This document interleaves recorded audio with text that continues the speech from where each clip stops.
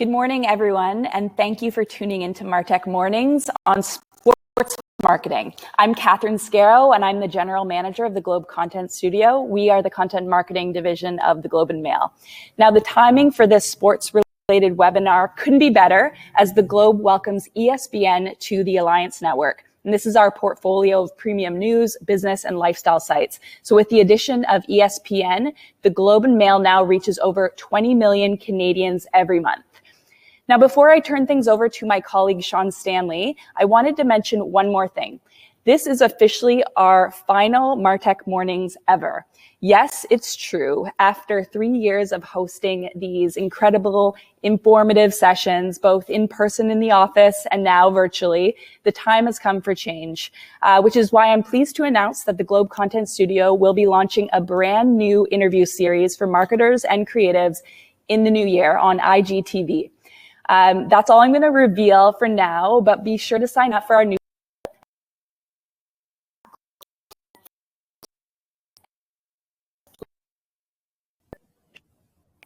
group of panelists.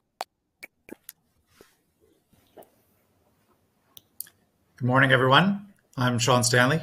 I'm the head of the Globe Content Studio. Thank you, Catherine, for the intro. I'm not sure, I had Catherine cut out on me a little bit there, so I'm not sure if everything that she said got through at the end. But in addition to having a new series that we'll be launching, an interview series on IGTV, you will be able to follow us through our newsletter and on our social channels to get more details, since that's all we're able to reveal at this time. But it's on track for a January launch. So without further ado, I would like to begin by saying welcome to the last MarTech Mornings. And we're really excited to have a really great group of panelists for our last kick of the can. So I'm going to introduce Shannon Hoffert, who's the Chief Marketing Officer at MLSE, Mark Palmer, who's the Director of Corporate Partnership Sales at the Toronto Blue Jays, and Carrie Ohm, who's the Social Media Manager at The Gist. So last night here in Toronto, it snowed. So it got me thinking about the upcoming hockey season as a result of that. Got me kind of ready to go. And for football too, in no small part, although we don't have any football representatives on the panel today, our minds are starting to turn back to some of the different sports that are going to be upcoming through the fall and winter seasons and beyond. And so we're going to get into all kinds of sports marketing areas today, running the gamut of social media, advertising, and other marketing ways that are happening as COVID still continues to be part of our lives, not just up here in Canada, but throughout our friends and their country down in the United States as well. So the first thing I'm going to ask is for each of the panelists to introduce themselves, just to talk a bit about who they are and what they do, because they'll do a better job of that when the time comes than I can do on their behalf. So we're going to start with Shannon. Let's have your 60-second elevator pitch, and then we'll go to Mark and then Carrie. Good morning, everyone. Thank you so much for having me today. It's a pleasure to be joining you with Mark and Carrie to be speaking on this panel. My name is Shannon Hoffert. I'm the CMO at Maple Leaf Sports and Entertainment. My responsibilities are brand marketing for the Toronto Maple Leafs, the Toronto Raptors, Toronto FC, and our Toronto Argonauts, along with our affiliate teams, broadcast, and our Live Nation partnership. That all sounds glorious, but really my job is to connect our fans with their favorite teams, players, and artists. Thanks, Mark. Good morning, everybody. Sean, thanks for having me today. Looking forward to the discussion. Right now, I'm Director of Corporate Partnerships with the Toronto Blue Jays, responsible for negotiating and managing national partnerships for Canada's team with some of Canada's top brands. I've got 16 plus years of sales and marketing and leadership experience, starting out as a entry-level ticket sales rep way back 16 years ago. Also involved, I sit on the board of SMCC right now, and I just started. I'm chair of a new sponsorship advisory group that we started with the Canadian Marketing Association. So dove into that in 2020, and I'm happy to be here. Probably most importantly, I should add, I'm also a father of two boys, but I'm really happy to be here today, and I'm looking forward to learning from both Shannon and Carrie today. Great, Carrie. Amazing. And I'm Carrie Ohm. I am the social media manager at The Gist. The Gist is a sports media startup. We really, everything that we do is written, we have a whole female team, so everything is created by women for everyone. We are for any sports fan. And really, we have a newsletter that comes out every Monday and Thursday. It gives you the gist of what's going on in the sports world in a 5-minute read. And we just hit 100K subscribers, which is super exciting. I run all the social media at The Gist. We are a very small team, but a mighty one, and very excited to be on this panel today. Okay, so just to set the stage, I'm going to start with you, Shannon, to talk a little bit about your work environment during the pandemic, because I think we have to get into that first. So where are you based? Are you in home or office? And how have the communications with your colleagues changed since March? Well, March 12th was a date that everyone in sports really looked to as a moment in time where everything changed. We are now, our entire organization is working from home, doing a lot of Zoom calls like everyone else, I am sure. But really, the Scotiabank Arena has shut down, and Scotiabank Arena is seen as a city in itself. That's retail, food and beverage, tons of people together, and now nobody's here and everyone's at home. This moment in time is actually a great example of how people are so resilient and how we can still stand up our business and deliver across all of our platforms and engage with our fans as we did before. In fact, our engagement is really up. It's very different, but we did it quickly, and we're connecting with our fans in the way we want to. Okay, thanks. And Mark, you at home or office most of the time, and how are you communicating with the rest of your team? Yeah, happen to be in the office today, but we are certainly working from home. I just came in for today, but it sort of changed quickly. We went from I wouldn't say I was a fan of video calls. I hadn't had a ton of experience doing it, quite frankly. It was always in-person meetings or over the phone, and had to quickly adapt to suddenly having every piece of communication generally was on video, and we did that, and it was interesting at first. I found suddenly whether I was talking to clients or whether I was talking to colleagues, I was getting a small glimpse into their personal life, because now I was sort of seeing their house or their home or whatever it happened to be in the background, and had never had that before. So I thought that was a bit of an interesting shift in sort of the way we were doing it. But now that we're 8 months into the pandemic, I feel like it's almost odd to talk to a client now or a colleague that's not on video. Sometimes when I have a call and it's just on the phone, it feels weird to not have that video. So we've quickly adapted that sort of paradigm of what was the norm, and that's what we're doing now. Yeah, I think the trick is balancing like when to go on video and when not. I tend to sort of go audio only these days, just because the video starts to get, kind of overwhelming and tiring after a while. But everyone gets to see us today. So I know, Carrie, you're working out of a WeWork in Toronto, and I know you have a lot of remote teamwork that you were doing even before the pandemic. So I want to kind of ask you about the changes at The Gist over the past 8 months. So did audience numbers kind of go up and down as sports kind of lost and then started to regain their footing? Like, have you guys gotten back to where you were in March, for example, or maybe your audience numbers went up because people were curious? So can you just give us a sense of some of those moves and how they've transpired? Yeah, of course. So when I go back to March, we were just about to expand to LA and New York. We were gearing up to the Olympics, NHL playoffs, NBA playoffs, and then obviously everything came to a halt. We really had to kind of just figure it out. We are a very small team, so it was kind of like, all right, well, this is what we're dealing with now. And over the next 8 months, it was a lot of ups and downs, to be quite frank with you. We saw our numbers and engagement increase when all the sports came back at once, and when the racial injustice movement really picked up. But then there were times where there was a lot of content fatigue, and no one knew when sports were coming back, and there was a ton of uncertainty. And we just really had to kind of create just different kind of content and get a ton of feedback from our followers and really implement that into our stuff. So, we dove into platforms like TikTok, and we started reaching out to our audience for as much feedback as possible, and we tried to implement that as much as possible. When I looked back at our analytics and our numbers to when the pandemic first started, we've grown 59%. We've gained 15,000 new followers, and some of that is due to paid advertisement, but a lot of it is organic. And we've launched a TikTok. We've implemented new strategies, and our engagement numbers have increased across the board. And on the social side of things, I think that we are actually in a stronger place because it really gave us the time to listen to our audience, see what they wanted, and really implement that into our strategy and into our content. So let's stick with TikTok for a sec, just because that's probably the biggest emerging platform that's out there currently. How are you leveraging TikTok from a sports perspective? Yeah, so I mean, TikTok's a really interesting platform, and obviously it's new. I really enjoy it just because the algorithm it works in your favor. So if you really find something that your channel can dive into, and if it's getting a large reach, then that's something that you should dive into. It's also great to work with new creatives on there as well.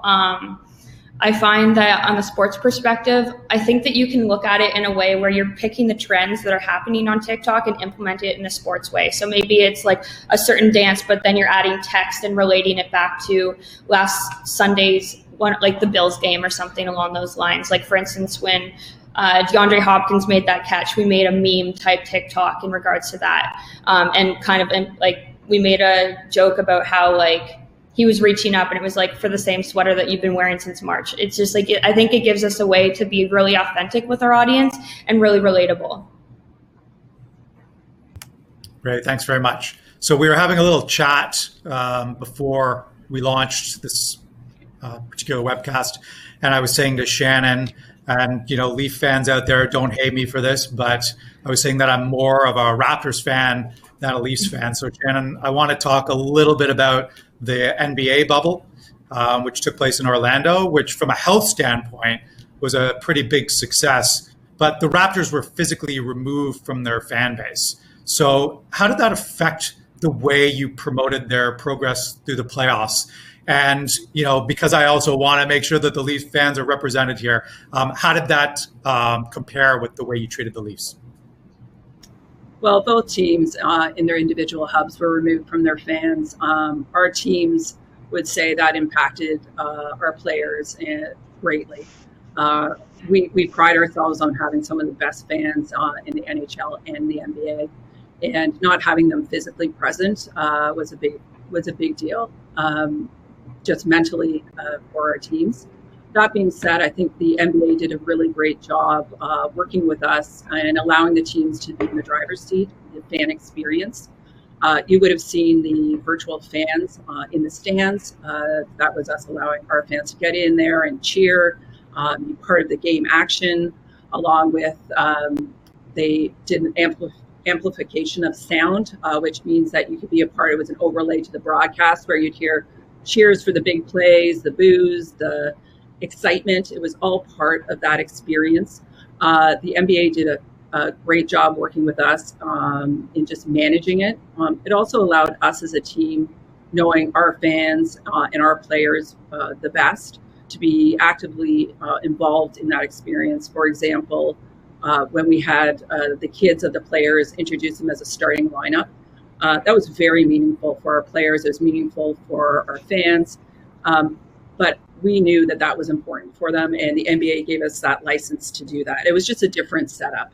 So I think that's probably why it was enjoyed a little bit more from a fan experience perspective. Also, our Raptors went a little further than our Leafs. So were you doing anything extraordinary from the perspective of the Leafs? Like, were you guys doing things differently when it came time to engaging the fans since they couldn't physically be there?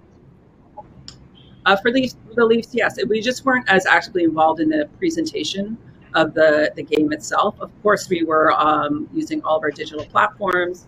Our players and front office were very engaged with our fans, but we just weren't involved in the in-game experience. Everything in and around the game, we were actively promoting. It's something that we, in advance of us going into the bubbles, we're already prepared for. So did you see a lot of growth in your social channels and any other areas where people could engage virtually? And was that because of the work that you were doing, do you think? Or was it also part of the fans just kind of seeking out any way to connect that they could? I really think it's a combination. I think this, when our teams came back to play, was during, everyone's at home. They're looking for their favorite teams, a nice distraction from what's happening, what's reality for us. So I think that was part of it.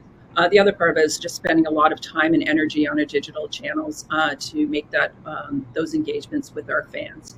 So I think it's really a combination of both. Okay, thanks. I just want to mention too that to everyone who's watching, there is a chat box that you'll see on the screen where you can put in some questions of your own. So if I do see some pop in there, we will get to those toward the end of the broadcast, but you can put them in there anytime. And anything that I notice that's worth asking of the panel, I'll be sure to address. So Mark, next question's for you. What plans kicked into gear when the federal government denied the request for the Jays to play at the Rogers Centre here in Toronto this past season? So how did you keep the fans connected to the club during that period? Because they, like the Raptors and the Leafs, were not really, kind of physically available for them to connect with. Yeah, I mean, that's a good question. We had a ton. I mean, a huge challenge for us was that the Major League Baseball season was announced to start to play on July 24th, and I think it was the 18th, maybe the 19th of July, that we actually got rejected by the Canadian government to be able to have our players and our visiting team players cross the border, and therefore playing in Toronto. So that was a huge challenge and a ton of work on the team here that had to overcome that and figure out and scramble to where we actually going to play our games. And there was probably a 5 or 6, maybe 7-day period there where we were trying to figure out, or we were talking to the Pittsburgh Pirates about going there and sharing a stadium. We were talking to the Baltimore Orioles about going there and sharing a stadium. Ultimately, we settled on Buffalo, which is our AAA affiliate where the Bisons play. But a ton of work had to go in. That stadium's a AAA stadium and wasn't ready to host or play Major League Baseball caliber games. So kudos to the team that was involved. An extraordinary amount of work went in to get that facility ready. We had to push our season back, our home season back a little bit to give them that time, and it was still a Herculean effort to be able to get that ready. I think we started playing our first game in Buffalo on August 11th. But so similar to what Shannon said, like we were now removed from our fans, and because there wasn't fans in the stadium there, and we actually weren't even playing in our city or our country, we had to get creative and find ways that we could, continue to engage with our fan base and connect with that fan base. And so we did a lot of different things. At the preseason, before the season started, we were doing some Zoom calls and things like that with fans and players and alumni, and taking advantage of that technology that everyone was started getting used to. We had to shift and started putting a lot more content into our social media channels and the digital channels that we have. We use the Ballpark app, which is a Major League Baseball app that we use, and so started trying to use that more so than we have in seasons past to be able to get fans and get that two-way dialogue and communication and games and things like that. We had a bingo game that was in the Ballpark app that we encouraged fans to play along during each game and get that chance to win. Actually, Sobeys was the sponsor of that and gave a chance to win groceries for a year with Sobeys. So we were all sort of, after that scramble of figuring out where we're actually going to play our games and getting the stadium set there, then it turned to how do we connect with the fans. And things like, I mean, if you see over my shoulder, cardboard cutouts we sold, that's my cutout, but we sold those to fans and allowed them to have a presence, not digitally like it was in the NBA, but a presence in the stadium, and would profile a lot of those throughout the season and say thank you to them for, being ticket holders and being part of the cardboard cutout program. So now that we've done that, we're in the off season, we've done a postmortem on the 2020 season. We're, like a lot of businesses, we're realizing what are things that we just can't wait to get back to the way it was, and what are things that we will keep, and certainly the engagement with digital engagement with our fan base, I think, is something that we will continue to grow on that and put more focus in than we had in seasons previous to 2020. And there's still some uncertainty around what's going to happen in the next season. So how are you guys planning for that? How do you plan for uncertainty? Well, from in our situation now, we have the benefit of time, which we didn't have in July. As I said, we were 6 days before the season was supposed to start and didn't have a home to play at. So this time now, at least when our season is set to start again, which won't be until the beginning of April, we've got that time to be able to work through scenarios, work on contingency plans, look at if we're able to play in Toronto and have some fans here, might be the best case scenario, or if we're back in Buffalo or somewhere else in the US with no fans might be the worst case scenario. So, and then all the contingency points in between. So I think that's the benefit we now have is time and experience. We've gone through it, so we know what it takes to actually set up and play games in Buffalo if that's where we have to go. And then another benefit that we're sitting in now is, as MLSE now has to go through this with the Raptors in particular, which are in the same situation as us, as being the only team here in Canada. So we get to see how that sort of plays out and some of the learnings there. I think, Carrie, what we're talking about here is a new sports environment. So, I want to get a sense of how the Gist has been approaching its coverage. Have you been focusing on the games themselves? Has the fan experience become a bigger part of the conversations, like the things that you're talking about? Where have you been focusing? Yeah, so on the social side of things, we are still a pretty new brand when it comes to the sports media landscape. So it is still gauging what our audience wants. Our US account just launched last September, so we are still very new to the US side of things as well. So really the pandemic allowed me to really zone in on our audience, ask what they want, get feedback, especially from our newsletter subscribers as well. We got a ton of feedback from them, and it's just really implementing that throughout the pandemic. So when I look at our content strategy now, I put it into 4 different pillars. It's the female empowerment pillar, and really focusing on the female because 90% of our following is female on social. And then we have the sports news, breaking news section where, we're still covering all of the big sports stories, the fun and viral content category, and then the original meme type category. So when I look at our content, I'm always trying to cover all 4 of those pillars. Obviously, we have to cover all of the breaking news and all that kind of stuff because, we want to be as relevant as possible in the sports media landscape. But at the same time, due to the fact that we are a very unique sports media company is that we have so many female followers, and I think that's what really differentiates us from other sports media companies.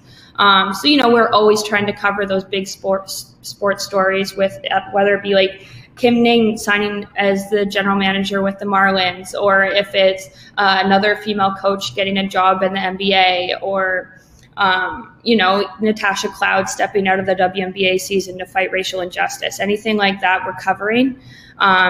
And, we're really leaning into that and trying to get as much female visibility as possible. But at the same time, we're also trying to be, sports are an escape for people too. So it's like we want to have that fun viral content as well. So really the last 8 months for me, when I look at the way that we've covered sports, I think that we need to cover it. Yes, we're covering all the games and the big plays and all of that kind of stuff, but then we're also doing it from a fan experience where they're getting those funny moments from games, they're seeing those top highlights and all of that stuff as well. So I see a question's come in from one of our viewers, which I think is an appropriate one to tackle now based on what you've been talking about. So it's from Aaron. For anyone who would like to answer, and so Carrie, I'm going to throw this one over to you. With so much information being put out on social media, what strategies are you finding most effective to cut through the virtual noise and make your content impactful? Yeah, and I think that really does come back to understanding our audience.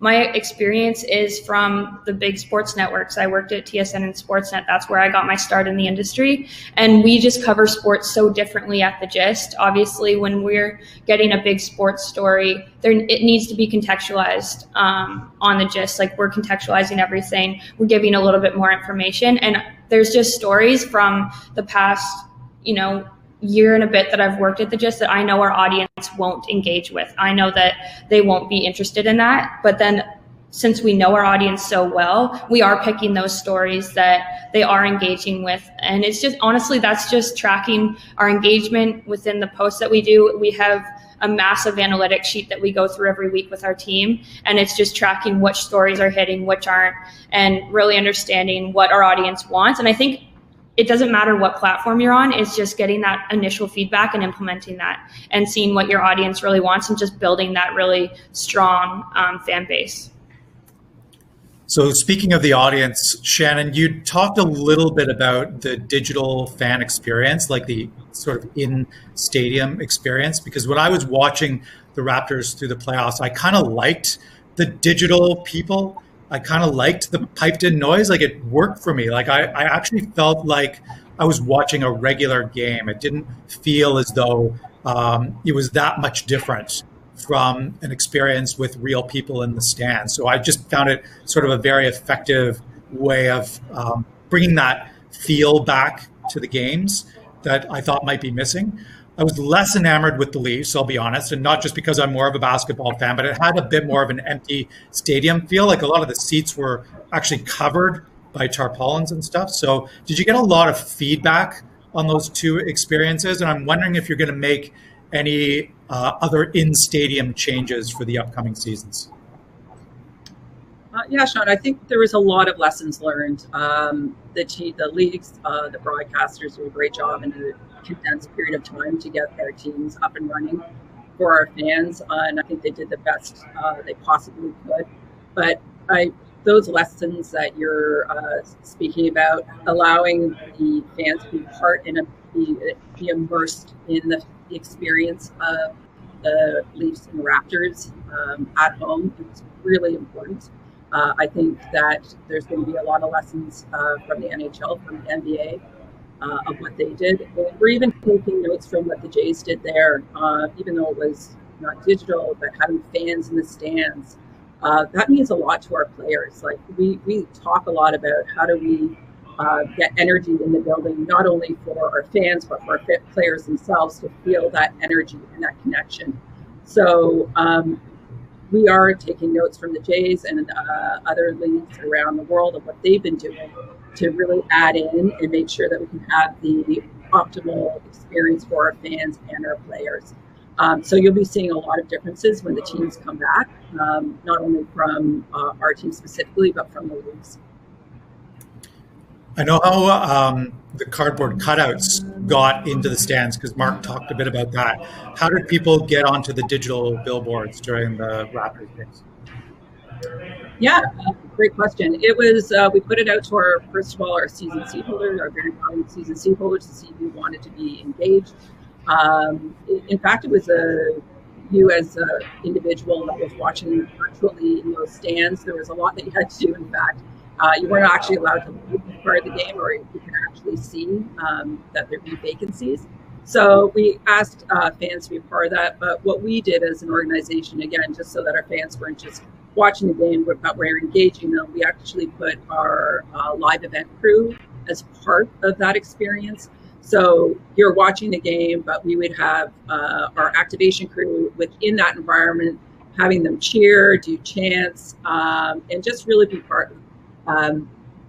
really be actively involved in the experience. So we did a lot. We did a lot of giveaways with the people virtually in our fans, just to make sure it was not just a one-dimensional experience.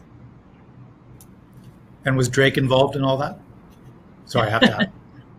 No, Drake wasn't involved in that piece, but we did have. That's a great question. We had Nav and a number of other the Raptor, pieces of our in-game experience that our fans are used to or look to even elevate that experience more. So we did include them throughout the virtual fan experience. Mark, I was reading a story the other day, and I saw that baseball commissioner Rob Manfred said playing in ballparks that are empty was a very stark experience. Now, there's a few months before the next season begins, so I'm wondering what the club is hoping to see, if anything, by then, because the commissioner himself seems to be indicating that there needs to be some change happening. I think if anything, if we could choose, we'd like to see COVID go away. That would be helpful.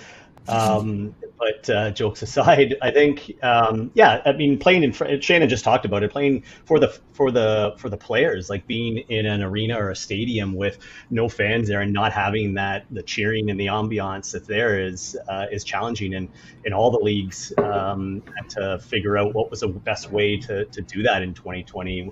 And you saw different examples. Baseball sort of gravitated towards the cutouts. We didn't have the ability in most cases to do that digital experience, although some did it on allowed through Zoom on the main video board for some fan messaging and some cheering that way. My cutout was pretty quiet for most of the time in Buffalo. Didn't make a lot of noise there. So, but we did do some things, pumping in some crowd noise and things like that. So I think, and we also now Major League Baseball has that experience of running games. The World Series game, if you saw that, the World Series was actually played in Texas, but they had fans, a certain amount of fans that were allowed to be in there. So that's, I think, best case scenario is that we are playing in front of some level of fans, whether that's a percentage of what the capacity is or a certain number. But I think we get the benefit also if we are playing in Toronto, which is a big if, but if we're playing in Toronto, the stadium holds a lot of people, 48,000 tickets and it's a big stadium. So even at a smaller percentage, even if it was, I'm just throwing numbers, 20%, we could still have sort of in that $8,000, $10,000, $12,000 or 12,000 person range. So that's a significant number to be able to have to be able to support the players and have in the stadium and be able to create a bit of that ambiance. So again, we'll see sort of what happens over the next little while, but we do have some benefits, like I talked about, with the benefit of time, and if we are able to be here in Toronto, the benefit of a big stadium that has lots of space for social distancing. Yeah, I think the big challenge is just the size of the playing field, right? Because when you're talking about baseball field versus the home court for the Raptors, the size differential is quite significant. I do have a question that I think I need to direct at you, and I'm not sure whether you can answer it or not, but it's from Jean, who's one of the folks in our audience, and if you can answer it, great, let's give it a shot. Some of the Korean Baseball League teams have already leveraged the power of 5G to create brand new fan experiences for those who can't make it to the stadium. So these fans themselves control the look and the info and stats that are shown on the broadcast. Are we going to see something like that in the near future where fans get more control on how they want to see the game? So I don't know, Mark, if you can answer that. I can't answer it specifically, but I would say it's very likely. I mean, one of our benefits also is that we're owned by Rogers, and they're a big communications company. So, there certainly would be opportunity, and I would assume, want to be at the forefront of that with their capabilities. So I would think that is certainly, as you see more and more in sports every single year, there is more sort of fan engagement, more information for the fans, more abilities, especially as their fans are watching on multiple screens, to be able to get that data. And baseball is so data rich, and you look at the different tech companies that are getting involved and some of the stats and the things. I mean, we went from a time when the radar gun was the most advanced technology on the field, and now when you're watching a game and broadcast, the speed of the pitches, the leasing, it's how much it's moving and at what angles, and the velocity of the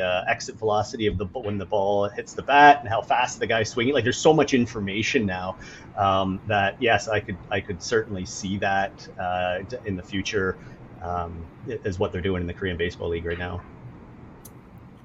Speaking of baseball, Carrie, the Miami Marlins recently appointed a female GM, Kim Ng, which you alluded to earlier when we were talking about coverage. But this was a first for any major North American sports league.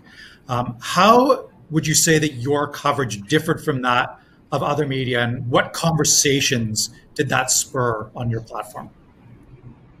Yeah, so when I look at content on our platform compared to, maybe a traditional media stream, like some of the bigger brands, I think that our audience, again, skews female, but when we do get new audience and new subscribers, we send them a type form and we ask them to rate themselves on a 1 to 5 on their sports knowledge and their interest in sport. And they averagely will between 3 and 4. So we know that they're interested in sports. They might not be a huge diehard sports fan, and that's okay. Like, we really cater our audience on it's okay not to be a massive sports fan. We create content for all sports fans. So when we look at our content, we're kind of contextualizing it as well. So when we posted about Kim, we give her background. We don't just kind of put up a graphic and say Miami Marlins new GM Kim. which some do, because I think that they kind of assume that you already know who she might be, or you can Google it if you don't. And for us, like, we really like to provide our audience content where they don't have to Google anything after reading it. It's super easy to digest. It's easy to read, but we're also giving them the information as well. So when we posted that, actually, I was just looking at our Instagram and on our US channels and our Canadian channels, and even on our Twitter, that post outperformed every post that we've put out in the last 2 weeks. So our audience was super, super pumped about her. Our audience typically engages with female empowerment posts really well. All of our audience was really excited about this. We had tons of DMs flooding in, just congratulating it, reposting it, and really excited about that. And the conversations that come from that, I think, there's been a mix where people are really, really excited about it. And then there's other people that are like, well, why is this still news? You know, it's 2020. Why is it still news that a female GM is in the MLB or in any North American sports league? And I think that us at The Gist, like, those are the stories that we love to cover and love to push out. But at the same time, it's like, when are we going to have to stop? When are we going to stop posting that a female is doing really well in one of the major sports leagues or getting a gig that no one else has done that before? And I really look at the NBA. I think they do a fantastic job. They just appointed their 8th assistant coach full-time in the league with the New Orleans Pelicans. And I think that hopefully all the leagues can get there at one point. But right now, we're still in a scenario where females are really still pushing for visibility and jobs in those major markets. And I just think, more visibility and more Kims and stuff like that in the world are going to push for that. But I think that there's still a lot of barriers to break. Yeah, I think the big, at least a big part of the conversation around Kim was just how qualified she was. It was almost like why are we putting her in this bucket when if you look at her record, it's like, it far surpasses the record of many other GMs that already exist in the league, which was sort of interesting. Sean, if I could just add something on that to your point, I mean, it was one of these moments of, it's about time. And finally, there was an article written in the Toronto Star, apologies, but Toronto Star back in 2011. And the reporter had talked and interviewed Paul Beeson, who was our president and CEO at the time, and talked to him about her and how she was likely to be the first woman to break that glass ceiling and become a GM of a major North American sports property. That was 9 years ago. So it's like, why did it take so long and then maybe she had other things she wanted to do, but why did it take so long for that to happen if people were already talking about it 9 years ago as her qualifications at that time? Yeah, I hadn't even realized that. So despite the fact that's a competitive media outlet, I'm okay with it, Mark. That's fair enough. Shannon, I want to shift the conversation a bit to the sponsorship side because we are talking about marketing and advertising here after all. I'm wondering how the pandemic impacted sponsorships and advertising for basketball and hockey. And then, Mark, I'm going to ask you the same on the baseball side. But Shannon, let's start with you. Sure. And obviously, Mark is more well-versed in that. This is his area. But I can certainly speak to how we had to reimagine our partnerships and sponsorship. First and foremost, our engagement is up. Our partners have been unbelievable in shifting from what you'd say is hard asset markets, hard assets to digital assets with us and adapting to this new environment. They've been unbelievable. A great example of how we brought our partners together was everything shut down. We're in this moment of pause with sports, and we're like, how can we know our community's in crisis. How can we come together from our sports teams and our partners? And we put together this program called Bringing Toronto Back to Its Feet. We opened up our facilities and our venues. We made them kitchens to service frontline workers and those in need. So during the time and pause of sports, there was 500,000 meals we got out into the community. And those were our ownership group and all of our major sponsors that came together to fund that. So I think it's just a different way of looking at where we are in the moment and what we can be doing differently. But it's engaging our partners just maybe in a different way.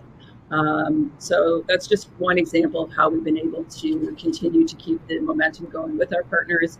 But as I said, our sponsorship is they're still strong, and we are just thinking of different ways in which to engage. So did you lose any of those partners or sponsorships, or did they all stick with you? No, we haven't lost any sponsors. Everyone's stuck with us. We've just, I think, I would assume Mark is going to say the same thing. We're just thinking of how we can take what we were doing with them, and just trying to think of it differently and applying it in the right environment. And our sponsors have been fantastic. No, we haven't lost any, and they're ready for the seasons to start again. Mark, over to you. Same question. Yes, a lot of similar points. We've got some great partners as well. One of the things that when we came out of, that situation, as I go back to July, when we talked about we were scrambling and didn't know what, there was a lot of question marks. We went out into the market to our partners and really wanted to, think about the long-term lens of the partnerships, not what can we do in 2020, what does your contract say, these kind of things. We really looked at it and wanted to be respectful of all the businesses that our partnerships play in and or our partners play in. And many of them were some of them did really well throughout this time in the pandemic, and many of them were really negatively impacted depending on what sort of industry they're in. So we wanted to be respectful of that. We were very collaborative. We went to all of our partners to say, look, here's what we can do. We've now determined we're playing in Buffalo, and here's what we can do. And here's the investment that would take, and all of our partners. I think we had one, and that just said they're going to actually pause 2020 and they're going to move to 2021 and just shifted it a year, and that was it. Everybody else said we want to be part of it. We want to support. We realize you guys are in a tricky situation, and so we were really thankful for that. And then a little bit echo what Shannon said. Like, we just had to look at, we lost that sort of rich engagement opportunity with fans in the stands, and our partners being able to engage with fans in the stands. So we had to look at that and figure out ways that we could still get our partners engaging with fans digitally, while also being cognizant of not over commercializing our social platforms and some of our digital platforms. And that's always the bit of a balance, I'm sure, that MLSE feels as well. So we were really pleased with the way things went. I think we were told that the Blue Jays actually kept a higher percentage of our revenue in 2020 than any other MLB team did this year. So we were pleased with that, and it's a testament to the strong partnership group that we have. And so now we're sort of looking at 2020 or 2021, excuse me, and what can we do? And as I said earlier, we now have some experience going through if we're not playing in Toronto, but it's really shifted. And the one thing that was really interesting, I found at the end of the season when we did our sort of research, we do annual research with a third-party company. Our partner brand recall was actually up this year versus 2019. So what was, the partners that we had doing things, and some of it was just in stadium signage and broadcast visible pieces, but the partners that we had doing things digitally and getting involved with content creation and some of those things was resonating with our fans, because they were recalling the partner brands better than they were in 2019 than when we were in a normal sports environment. Yeah, it's interesting. Like, I think about esports and the fact that any sponsors of esports are dealing with most fans from a virtual perspective. Was there anything to learn from that environment? And I wonder if there's going to be some permanent shifts to the way you approach corporate partnership, no matter what happens with COVID. Yeah, I think so. I mean, we definitely learned what was, and Carrie touched on this a little bit with knowing your audience. And as we were pushing things into social and trying to engage in an organic and natural way, engage our sponsors into our social platforms and digital platforms, we had to know the audience. And we've got an internal social team here that does all of that. And we would constantly getting feedback to say, this isn't performing, like fans aren't engaging with it. They're not interested in that content. We would take their expertise and understand, and then work with our partner to say, look, we already know that if just because you want to do this, we already know that it's not going to resonate well with our fans. So let's take the learnings that we know and how and what our fans do want. So I think that I mentioned earlier, there's things that we know that once things are back to normal and hopefully vaccine and COVID's gone, that we'll just get back to the way that we want to do things. And there's things that will just continue. This will be the new normal, and certainly engaging broadening our sponsorship engagement through digital content creation, social, all of that is here to stay, and we'll continue to evolve that and grow that where we can. Carrie, what impact has the pandemic had on the Gist's revenue stream, including advertising and partnerships, which I'm sure are an important part of your mix? Yeah, so I mean, I feel like we've already somewhat touched on it, but obviously the marketing climate is so uncertain. There's so many partners wondering, when are sports coming back? What adjustments to the schedule are happening? Will things be the same way when there's a second wave and whatnot? And unlike established brands like the Jays and the Leafs and the Raptors, partners aren't as open to testing new channels like platforms like us. However, at the same time, there's so much more opportunity as well, because partners are also looking for authentic ways to connect with audiences digitally right now too. And we offer something that's really unique and interesting to protect prospective partners. We are a newer voice in the sports media landscape. At the same time, when I look at the things that we're doing on social and working with partners, instead of, going to the World Championships and interviewing Haley Wickenheiser in person, we're doing that over Zoom.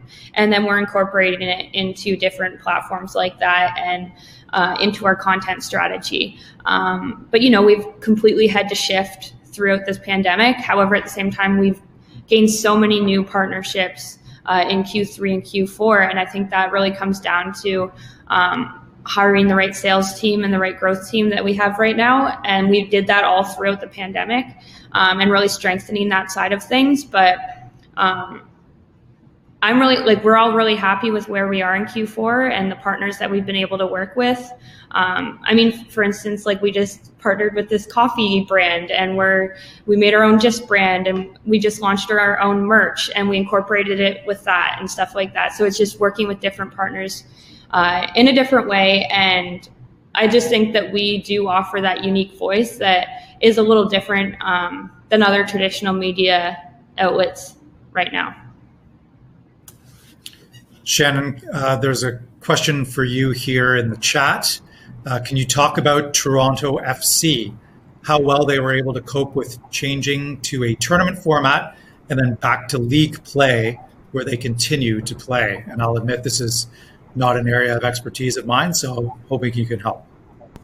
Yeah, absolutely. So Toronto FC, like our other leagues, they have been trying to figure out what was best and safest environment, not only for the players and team, but for the fans also.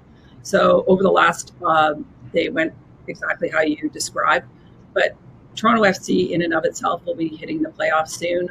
They have been able to manage through both of those environments, but it's been a lot of dealings with great government agencies throughout this time. I can't tell you the amount of time and effort our organization has put into working with our government, health and safety, to ensure that we were able to go between those different formats and ensure ultimately at the end of the day that safety was first and that we could deliver the Toronto FC different tournament plays as they were. So they've gone very well, and we're going to be heading into the playoffs soon. And where are they playing? Sorry, they're playing in Hartford. Okay. While we're in the off season, though, for some of the other properties, that being the Raptors and of course the Leafs, what are your plans to kind of bridge the marketing gap between now and the start of their seasons?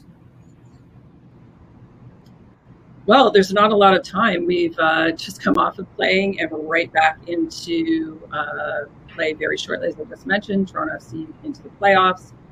Very shortly, we're going to be in training camp with the NBA and the Raptors at the beginning of December, playing December 22nd. And our hopes are that the Leafs will be, they've announced January timeframe. We're not exactly sure when that will come, when it'll be officially back to play. But there's not a big gap here. I think the difference is this will again be with likely a no fan scenario for the foreseeable future. The interesting piece is when the fans move back to play and how we pivot from a marketing perspective there. We will. There's going to be a lot more emphasis now on safety, cleanliness, all the things that people are concerned about, just overall with the pandemic and return to play. So there's going to be no gap. I just think the emphasis is going to be different when fans are back in the arena and how we're communicating with our fans about the safety of our environment here. Thanks. And Mark, are you having different conversations with your corporate partners, sort of above and beyond what you've already talked about, kind of leading in to the next season? I know you've talked about change and growth. So is it different when you talk to potential new partners now than it was, say, a year ago? Two things there. One, we're certainly, there's right now around the 2021 season, there's more questions than there are answers. So that's we're having those conversations and working through that, navigating through it with partners now, just to understand, because so many of the assets that are built into partnership agreements might rely on fans being in stands, whether those are inning break features or things that are happening, being able to connect with fans, give away things like that. So we're having those conversations as we work through it. It's a work in progress on that for right now. But to answer your second part, I would say the new business conversations that we're having, we're eliminating, we're just removing those parts, those things that really impact where we play, or sort of that are impacted by where we play. So we don't want to get into a conversation with a new partner that really the whole deal relies around us playing in Toronto, because that might not happen, or so those new conversations are really built around broadcast visible assets that doesn't matter if it's in Buffalo or if it's in Toronto, or the digital and social assets that we've talked about. So as of right now, we're focusing on the positives that we know today.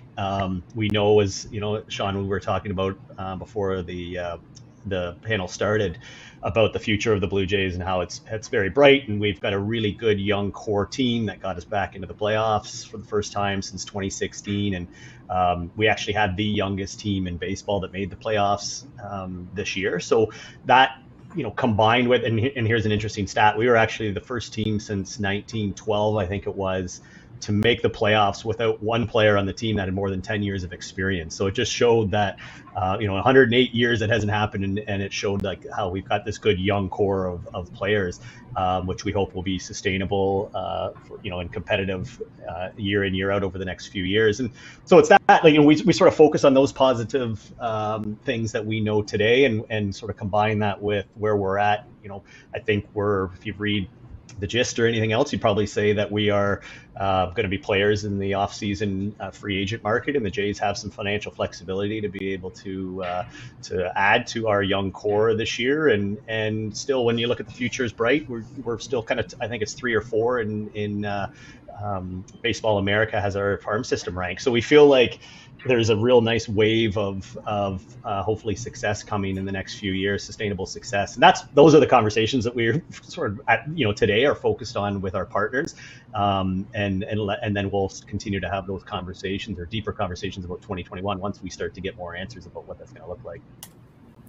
So how much do you miss the in-person meetings? How important was it to be in the room when you are trying to partner with a business that's going to sponsor the team? Do you feel like something's been lost there, or how are you managing that? Yeah, I think that I miss them a lot. I'm a social person. I enjoy that one-on-one or group setting. So I think there is some sort of that interpersonal connectivity. I think that's lost a little bit when it's happening via Zoom or any other platform.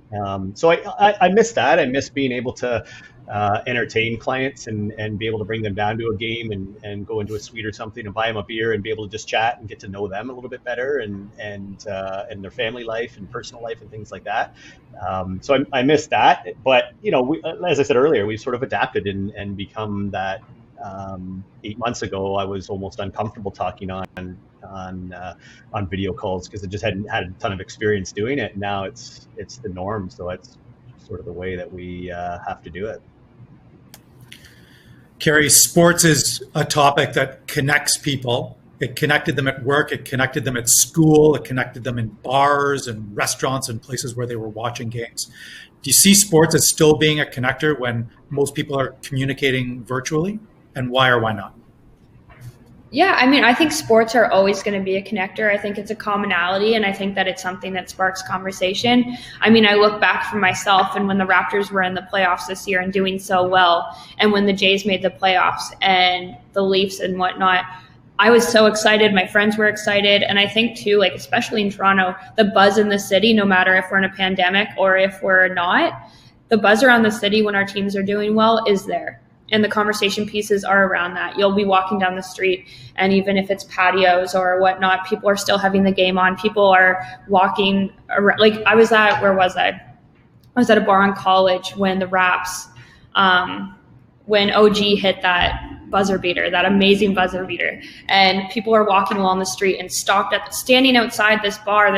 You can't go in the bar, but the patio around it, and people are stopping and people are all cheering together. And even when I was walking home, like, it's still there. The hype is still there. And I think especially when our Toronto teams are doing well, it's 100% a conversation piece and a connector. And then even like on virtual calls, like, I've been on so many calls in the past couple of months where maybe you're the first one on the call and you're meeting a potential client, or you're meeting someone and you're waiting for others to get on the call. You're still talking about that big game last night, or you're still talking about that sports thing that's trending on social and whatnot.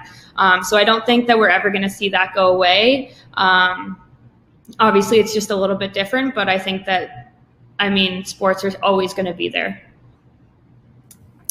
We've got time for one more question.